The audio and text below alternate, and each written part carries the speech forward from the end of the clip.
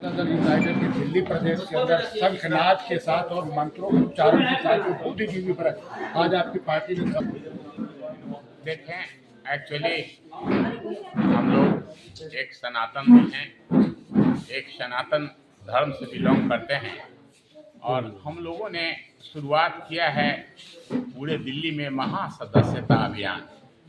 हमारा जो है 5 लाख से ऊपर लोगों को सदस्य बनाने का लक्ष्य है। तो सनातनी होने के नाते मुझे ऐसा लगा कि मंत्रोच्चारण के साथ, शंखनाद के साथ हम लोग इस रण में उतरें तो शायद मजबूती से हम लोग विजय होंगे और लक्ष्य को प्राप्त करेंगे। इसीलिए इन कार्यक्रमों का आयोजन।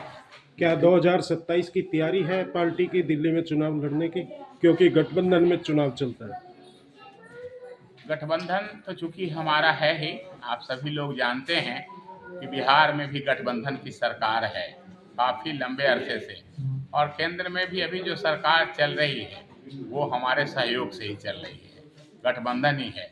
और इसके पहले भी विधानसभा के चुनाव में हम लोगों ने गठबंधन में चुनाव लड़ा था। इसलिए गठबंधन तो सुनिश्चित है, गठबंधन धर्म का पालन होगा और गठबंधन के अंतर्गत ही हम लोग पूरे दिल्ली में मजबूती से इस बार नगर निकाय का, वार्ड का चुनाव मजबूती से लड़ेंगे, गठबंधन में ही लड़ेंगे। सर एक सवाल मेरा यह है कि एक्चुअली देखें, समाज में, दल में वो एक हमारे पार्टी के एनडीए के मंत्री के पति हैं, पॉलिटिकल उनका कोई वजूद नहीं है। और आप जानते हैं कि दुनिया में, धरती पर अपवाद सब जगह होता है।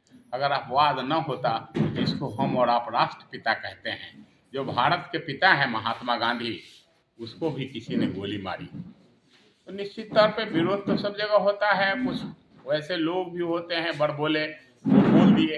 अब उन छोटे ये के लिए अगर हम लोग उसी के पीछे भागते रहें तो हम लोगों का विकास अवरुद्ध हो जाएगा और हम लोग सही दिशा में न जा करके डाइवर्टेड हो जाएंगे। इसलिए उनका कोई वजूद नहीं है। वैसे लोग बहुत हैं समाज में जो इस तरह के वार्तालाप, अनर्गल वार्तालाप करते रहते हैं, उनका न कोई वजूद है न कोई मूल्य है। वैसे लोगों को अगर सजा भी दी जाए तब भी उनके लिए कोई लाज शर्म नाम की चीज़ नहीं है। वो लोग बेशर्म है, ऐसी बातों को प्राथमिकता देते हैं जिसका कोई लेना देना नहीं है, बदतमीज लोग।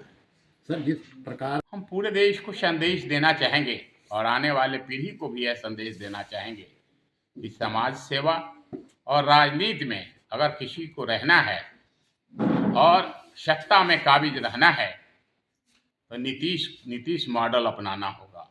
विकास विकास विकास विकास हर मामले में जरूरी है। विकास के बिना, काम के बिना आज के दिन में कहीं भी सफलता संभव नहीं है, विशेषकर राजनीति में और समाज सेवा में।